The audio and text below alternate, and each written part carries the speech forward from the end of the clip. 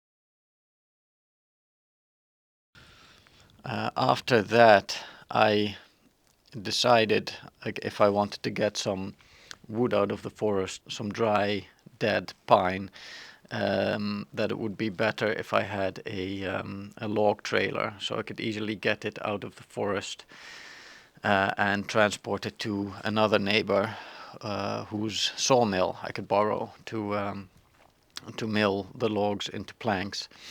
And I also thought it would be much better to have it for the end of winter, springtime, when I would start getting firewood out of the forest. So I decided to buy that immediately, so I had it. But that arrived quite quickly, but it arrived in flat pack, and it took me, I think, about 2 days, maybe a bit more, to assemble it, because it was just so many bolts. So it wasn't difficult. It didn't feel like it took that much time, but of course there's not as much daylight and now. So when it arrived at around 12, and before I had the cargo box which I ordered with it assembled, it had gotten dark, and then I still had to start on the trailer, which took the next day, the full day, and even then I wasn't completely done because it was quite heavy, so it just took a bit of time to assemble. But now at least I have a nice log trailer for the quad that I can use with a crane and a good winch, so I can winch the logs out of the forest and crane it onto the trailer, so I don't have to do back-breaking work by carrying all the logs out of the forest, which I've been doing for the last 2 winters.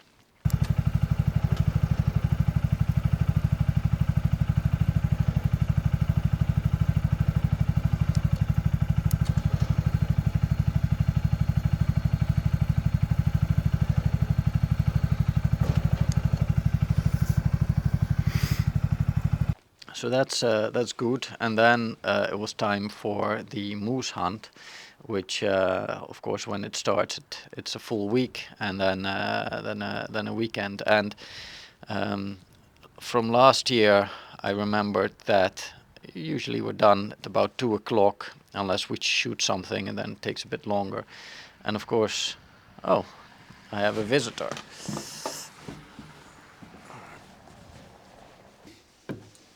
Yeah, a neighbor came by to a look at the trailer and have a bit of coffee. Um, but I think I was talking about the hunt.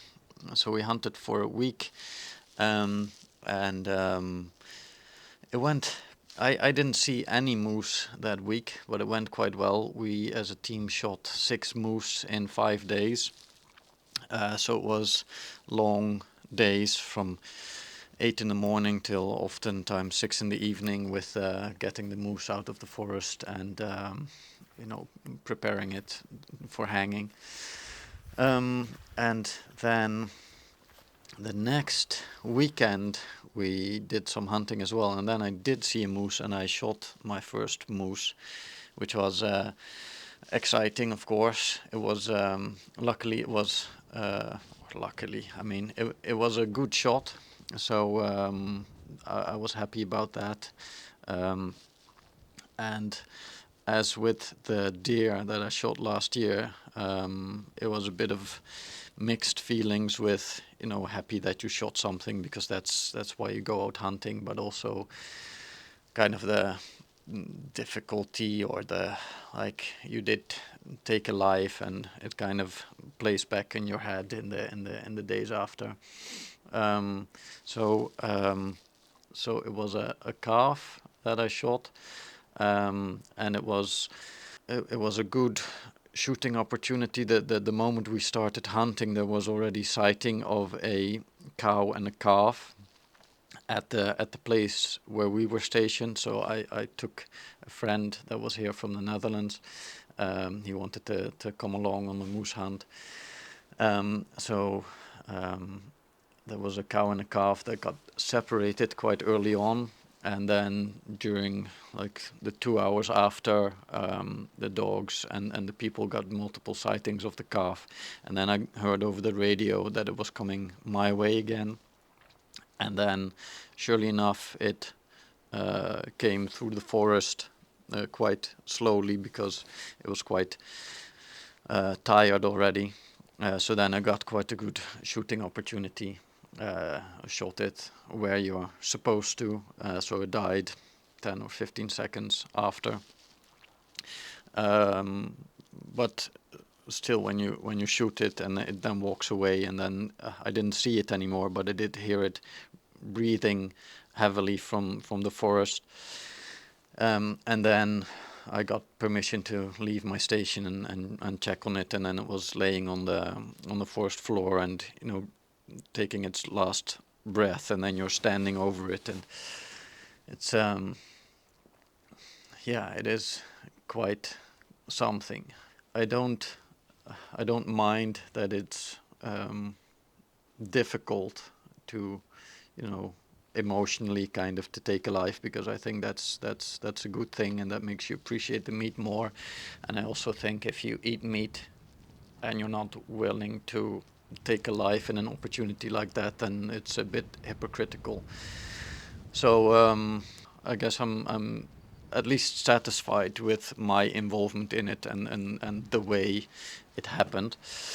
And as a result, geez, it's cold. I'm going to put on some gloves.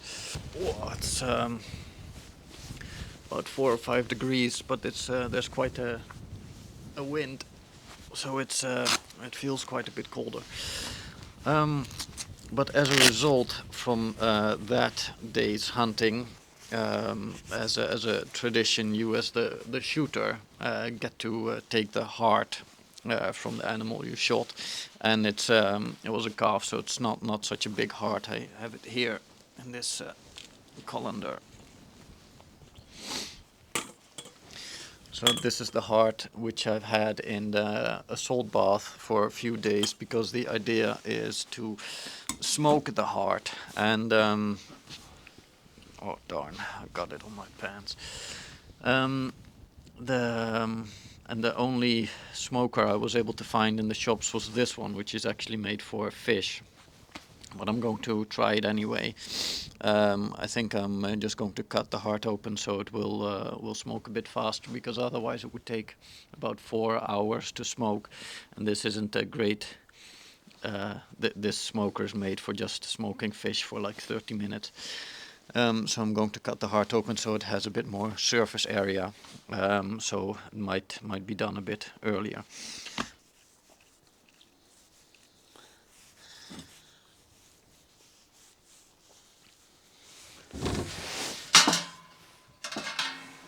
Oei.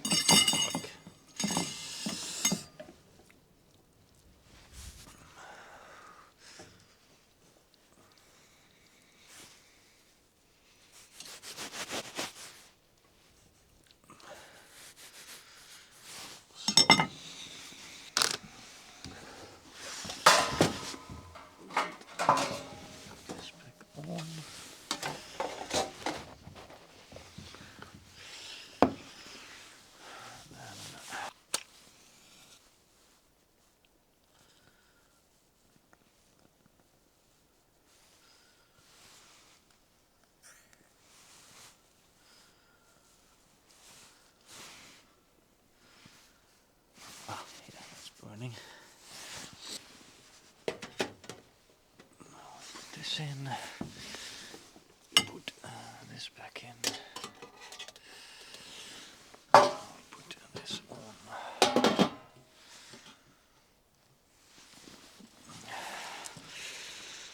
And then we'll see.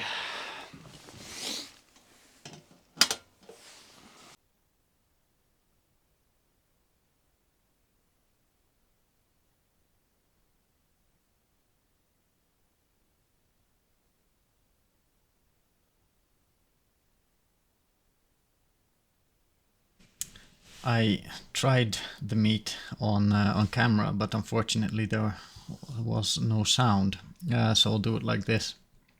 So when I tried it, it was quite bitter. The meat was tender. I think it was cooked well, but the taste was just quite unpleasant with a bitter aftertaste.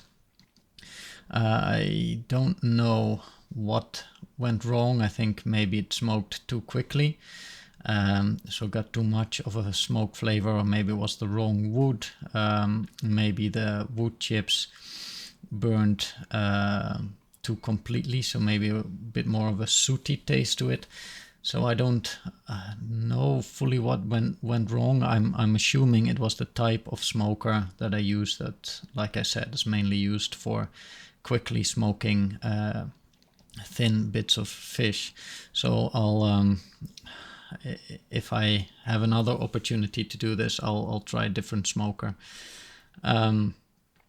So unfortunately this heart did not get eaten because even though it was quite juicy, the inside of the meat was all right, but with that much surface area, the bitterness was just kind of unavoidable and too unpleasant to eat. So you live, you learn. So we'll just try a different method next time.